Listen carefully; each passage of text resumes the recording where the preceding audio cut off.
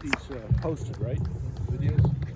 Good afternoon, and kind of glad he called me up next, because had he called up my colleague, Senator Wong, after he spoke, I don't think there'd be anything left to say. So he's a pretty good expert on this issue and is at the forefront of it. I just recently got involved in this particular issue because each of us in Hartford have our own, what do you want to say, our own niche. And mine has been energy and technology, and my attention has been taken away from this. But as soon as I heard about what was going on in planning and development and with zoning regulations, I realized that how important this issue is to local municipalities. West Haven has been fairly lucky because we have been over what is called the threshold for 830G for quite some time now. We have about 13 to 14% affordable housing. And that has given us a moratorium, so to speak, from 830G predatory type developers who would use that statute to circumvent planning and zoning regulations and put up affordable housing units that didn't comply with our city ordinances. So we've been very lucky, but I have to say that this legislation, if some of these bills pass, West Haven could find themselves in a situation where their current affordable housing calculation will be recalculated based on a new formula for fair housing, which is in bill number 6611. In that bill, the calculation can be redone, and it could be found that West Haven is below the threshold again. I know Milford is highly in jeopardy of that because they just recently qualified for a moratorium.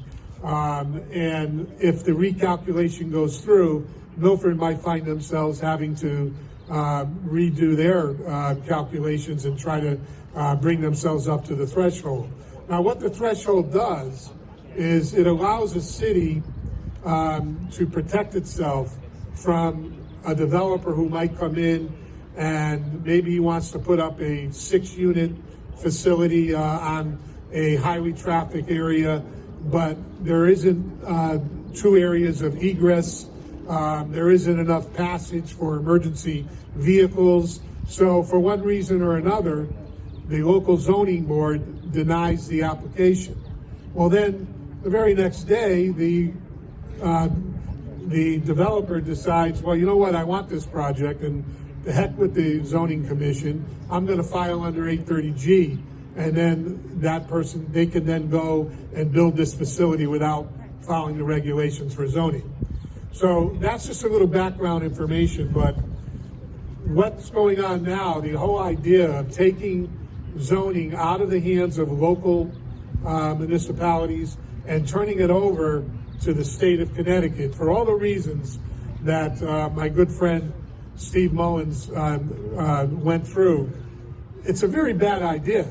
I mean, a top-down, cookie-cutter type of approach to zoning for every single town will not work for towns. Let's take a town like Orange. Orange is a agricultural town. They will never reach the 10% threshold, and they're not upset about not reaching it because they have an ambiance, or they have a character within their zoning laws that requires, if you're going to buy a piece of property or build a home, you have to have 1.5 acres or 2 acres of land. And that is what this town of Orange looks like if you drive through it. If all of a sudden the state comes in and says, well, you know, you have to have a certain amount of affordable housing, and since you don't have it, then we're going to step in and we're going to redesign your zoning laws around transit areas, highly trafficked areas, things like that. The character of that town is going to be changed, and it is not going to reflect what the people in that town have worked so hard to develop. Now, I have to say, in fairness, that all legislation many times originates from good intentions, and the intention of this legislation is to make sure that there's enough diversity in communities and that diversity is properly represented. And as we all know, a community that is diverse is a very strong community. And there's nothing wrong with that, but taking the power out of the hands of the municipality and turning it over to the state, 169 municipalities who have a completely different vision of how they want their town to move forward, it's not a good idea.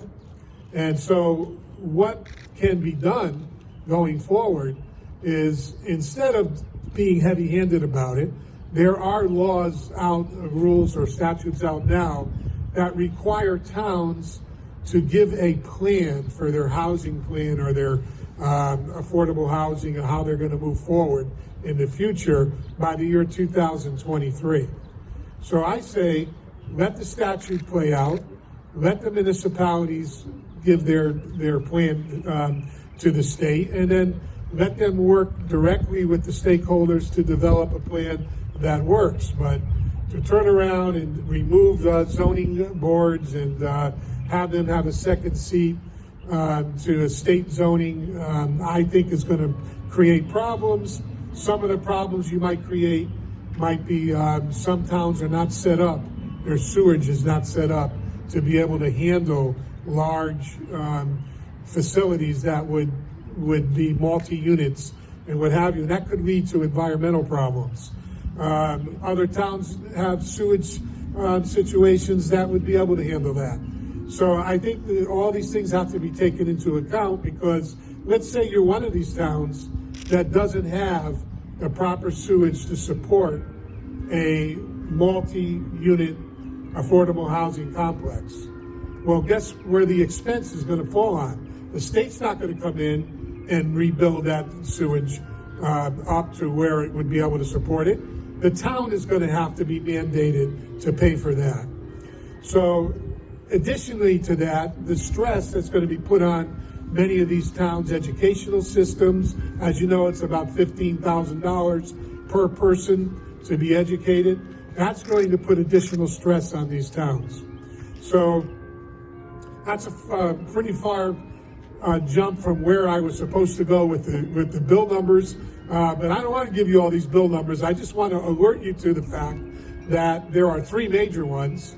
That is 1024 Senate bill, that's 6611 in the House, and 6107 in the House. But there are also 12 bills in 4 different committees. This kind of gives you an idea of how determined the majority party is in getting these bills passed. Because if one bill doesn't pass in one committee, they can always go to the next. If that doesn't pass, they go to the next. They even have 2 dummy bills. I don't know if you know what a dummy bill is. A dummy bill is a bill that has a crazy title that means nothing and is blank on the inside. So that later on in the session, right towards the end, when we're looking at other bills, all of a sudden the language gets put in that bill, and that bill gets thrown on the floor, and we're debating a bill that we didn't even know was coming. So these zoning bills that are currently running through the House and the Senate, the dummy bills, 14 in all, we're going to have to remain vigilant, and we're going to have to be on top of that, and in both the House and the Senate. What you can do as citizens, Steve was right on the money. We need advocacy. We need people to contact their legislators, contact their senators and their representatives.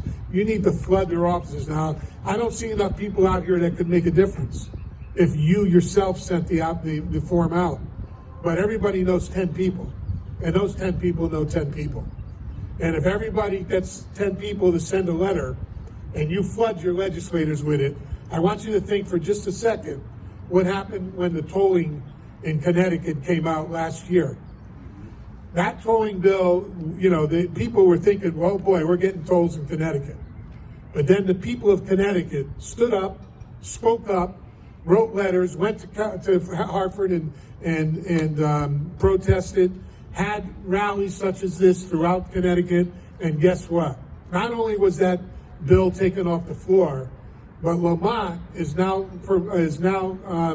proposing a 14-cent gas tax to take the place of the tolls, because he knows to bring the tolls back in a year of a municipal election would be disaster. So you people did your job, you were successful, and you got the legislation to move. So I think that if we do the same thing on this, talk to your friends, you know 10 people, tell them to talk to 10 people, everybody send letters, make phone calls, we can get it done again. So thank you very much. Representative Charles Ferraro. Let's give him another hand. Thank you.